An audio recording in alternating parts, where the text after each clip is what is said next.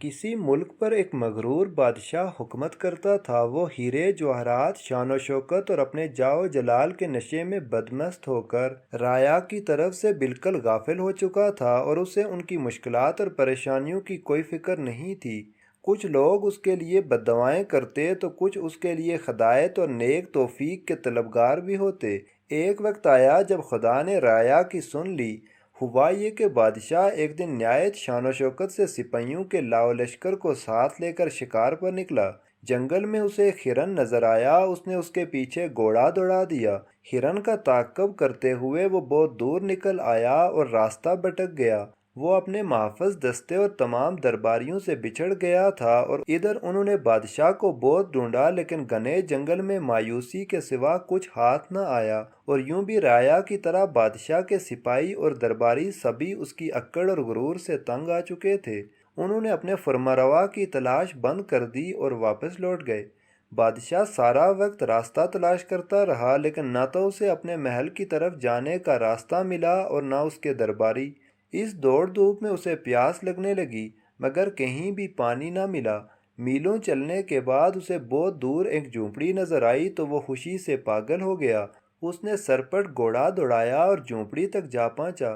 وہاں ایک بزرگ بیٹھے عبادت میں مشغول تھے اور ایک طرف کونے میں پانی کا گڑھا رکھا تھا۔ بادشاہ نے بڑی بےتابی اور خشک زبان کو بمشکل حرکت دے کر بزرگ سے پوچھا، پانی مل جائے گا ایک گلاس؟ ہاں مل جائے گا، مگر ایک شرط پر۔ بزرگ کی پرجلال آواز جھونپڑی میں سنائی دی، مجھے ہر شرط منظور ہے، میں اس سلطنت کا حکمراں ہوں، پانی پلا دو۔ بادشاہ نے بےتابی سے کہا، مگر اس موقع پر بھی اس نے اپنی امارت کا احساس دلانا ضروری سمجھا تھا۔ پہلے شرط سن لو، پانی کے گلاس کے بدلے میں تمہاری پوری سلطنت لوں گا۔ بزرگ نے درشتی سے کہا، پوری سلطنت ایک گلاس پانی کے بدلے؟ بادشاہ نے حیرت سے پوچھا۔ بزرگ نے کرخت لہجے میں کہا، ہاں منظور ہے تو ٹھیک، ورنہ یہاں سے چلے جاؤ اور مجھے عبادت کرنے دو۔ پیاس کی شدت سے بادشاہ کو اپنا دم نکلتا محسوس ہو رہا تھا۔ اس نے نڈال ہو کر کہا، مجھے منظور ہے، اب مجھے پانی دے دیں۔ پانی پی کر بادشاہ کی جان میں جان آئی تو وہ بزرگ سے کہنے لگا، وعدے کے مطابق اب میں بادشاہ نہیں رہا، آپ میری جگہ بادشاہ ہو گئے ہیں۔ آپ میرے ساتھ محل چلیں اور تخت سنبھال کر مجھے وہاں سے رخصت کریں۔ بادشاہ کی بات سن کر بزرگ نے مسکراتے ہوئے اور ایک بے نیازی کے ساتھ کہا، جس سلطنت کی قیمت ایک گلاس پانی ہو، اس کی حقیر بادشاہت لے کر میں کیا کروں گا؟